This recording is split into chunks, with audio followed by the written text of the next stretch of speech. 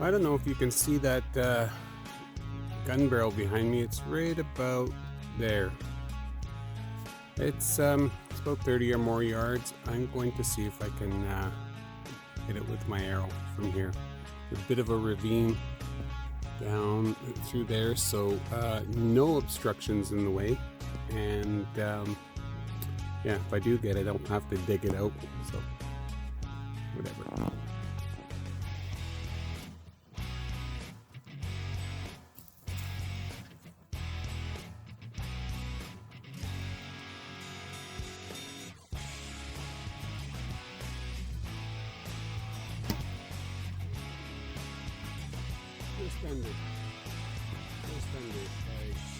Well, I think that was a moose. Well, there's my target. Maybe you can see that arrow right underneath the log. Let's zoom right into the arrow, shall we? Where did you go? Where did you go? There you go. That's the one there. And that's... yeah. It's not bad. The arrow just flew underneath here, so it's pretty close. I can do better. Well, I'm having a pretty nice walk. Thanks for joining me. There was a comment on a video that I posted, and it was in reference to goat hunting and how difficult it is, and it is, trust me. And I killed a mountain goat with my bow once, and I want to share that story with you. Oh my goodness, look at this. After I get some soap berries.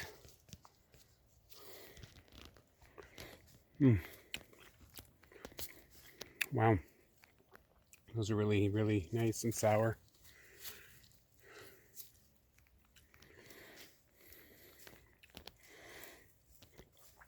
I hope you enjoy this story. Okay, it's story time.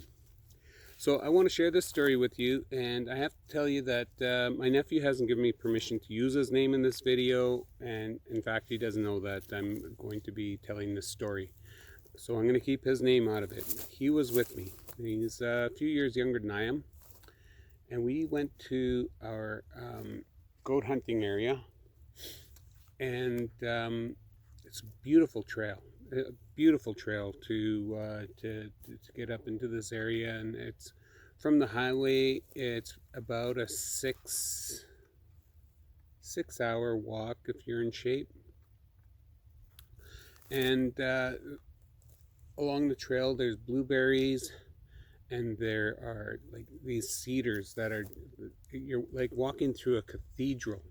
It's gorgeous, big old growth cedar. And the trail is a beautiful, beautiful trail. It's not a groomed trail by any means, but it does get used.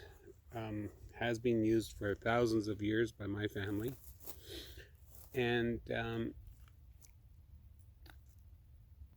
we made the journey.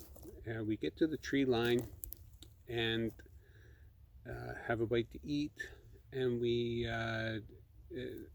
trying to decide which side of this ravine we're going to be looking at. It's yeah, just lots of boulders just coming down off the mountain. Between these two mountains out fall, and then there's this line of heavy boulders, glacial till, that had been deposited there over, however long ago. And so we decide that we're going to go to take the north side, and or the northern side, and we start making our way across these boulders and glassing along the way, and when we see a mountain goat. So we of course, we're going to be very as stealthy as possible, because goats have tremendous vision. And we just made our way up using the cover that we had, which wasn't a lot, but when we finally felt like we were in position, we kind of broke over, and it's like, oh my God, it wasn't just one goat. There were like 6 or 8 of them. I can't remember the number. There were a lot. And with the rifle, yeah, those would be good shots. But with a traditional bow, I didn't have this bow at the time. What I was shooting at the time was a bow built by Checkmate, and it was a recurve called the Attila. And this bow was fast, and it just shot so beautifully. But the interesting thing about that recurve is it had a long bow riser, very much like this one. And I had a Selway quiver with 6 arrows on the bow. My nephew had his rifle, I believe, or did he? No, I think he had his bow as well. And so we're glassing this area and wondering, like, how are we going to get into a bow position on these goats? And you know, they were probably 100 yards away, maybe 100 yards away. But there was this massive ravine between us. So we have this boulders coming down, and on each side of the boulders it came up and dropped back down into this ravine and then up the mountain. And yeah, it was incredible. It was incredible just to be like, we got that close, and I was like, man, there's just no approach. So I decided I'm gonna look around, and I looked to the other side of the on the other face of the mountain to see if there's any mountain goats on that side, so across the way. And there was. I spotted a mountain goat, and it was near the alders, and it was on the top of the boulder hump that I was just referring to, that drops down. And this mountain goat stepped into the alders, and it was probably, you know, a kilometer away. And I said to my nephew, I'm going to go after that one, because the ones that we were looking at were just not available to us. So he said, yeah, okay, I'll just I'll sit here and wait in case one of these goats decide to come my way. And he just kept an eye on me. So I circled all the way back, down, around, and then stalked into that area. The wind was in my favor for the most part. Once I got close to the alders, it kind of started to swirl a little bit, and I wasn't exactly sure how. Well, I certainly didn't know exactly where that goat was, but I wasn't sure how that wind was going to carry my scent. And I'm standing there, and I'm like, that goat stepped out here, and I'm thinking to myself, and if I go any further, you know, that goat's definitely going to win me or hear me or something, because at this point I'm like being super stealthy. And I wait for a while, and I was like, I can't wait much longer, because, you know, daylight's gonna run out at some point, and we're still quite a ways from the truck to return back to the truck. And so I decided that I would just carry on up the ridge, and I'm still hunting my way up. And I stopped, and I'm looking around, and as I'm looking around, I'm looking back toward my nephew, so across the way. And I don't know if I had binoculars. I'm sure I did, but I'm checking to see if he's giving me any signals, because maybe he can see the goat. And just as I'm doing that, I catch something in my periphery, and I look, and there's that mountain goat that mountain goat stepped out right where I just walked past, stepped out, probably standing on my tracks, 18 yards away. My heart was pounding. I nocked an arrow. Maybe I already had the arrow nock, I don't remember. I had wood shafts with Magnus broadheads 2-blade. And I drew back, picked my spot. That's the key. Like, pick your spot. Don't look at the whole animal. Just pick your spot where you want that arrow to land and focus on that spot. And I did that. I drew back, and the arrow stuck him. Stuck him broadside. It didn't go through, but it got 2 lungs. And that goat went straight over.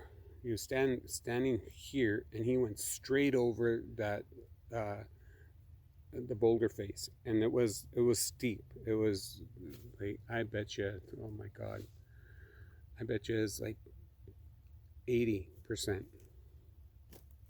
maybe 70-80%. It was really, really steep, and I watched him go down, and he was crossing the boulder flat in front of me, and I watched him just fall over. Just kind of did this circle and fell over onto my arrow. Oh my God, I was so happy.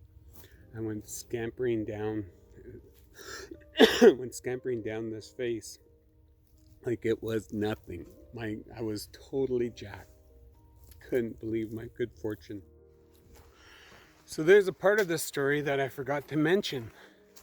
That is the wind. When that goat stepped out on me, the wind was blowing up that face of the boulder patch, and it was catching my my fletchings, my arrows that were mounted, the Selway quiver on my bow, and it was like trying to hold a sail in place in the wind. It was kind of sketchy. I could hear my nephew off in the distance screaming, just hooting and howling, and these goats behind him were going up the face that they were on, and so I'm scampering down this down to the boulder flat and walk across, and I get to my goat, and I'm waiting for my nephew to come, and he shows up, and he was just laughing. I was ecstatic. He was ecstatic. We were totally elated by what just happened. He was blown away by what he just witnessed. I wished I could have seen him. And he says, "Oh man, Uncle Og, it was like you were a little Martin going down that face, just jumping your way down from rock to rock." And yeah, it's like, holy Christ! It didn't even dawn on me that was happening, or that it happened. But when I did look back, and saw where I came down, it's like, holy man, one slip, and yeah, we could have been in trouble. But you know, we were young, and and we had fun. So we butchered up that goat, field dressed it right there, and brought it home. We made it home that night. It was after dark, of course, when we got home. Here's my story, one of them anyway. But yeah, I wish I had a camera for all my hunts. Oh my God, I've had so many great hunts, and so many poor hunts too. Like, you gotta take the bad with the good. Like, and I'll tell you, you'll learn a lot more from your failures than you do your successes. So if you're young and energetic and you're inspired to hunt, do what you can and learn what you can, and just go out and experience. You know, my father used to tell me that, you know, Dots, you can read all the books you want, but until you start to do it, you're not going to learn it. Books are just theory. You start your learning when you do it. So get out there, grab your bow, start practicing, and yeah, it's just such a tremendous way to hunt. I hope you enjoyed the story. I'm sorry my memory is a bit vague in some parts, but I know my nephew has a really great memory. He could probably tell you exactly what happened. All right, you guys, thank you for joining me. And remember, be good, be safe, and be kind.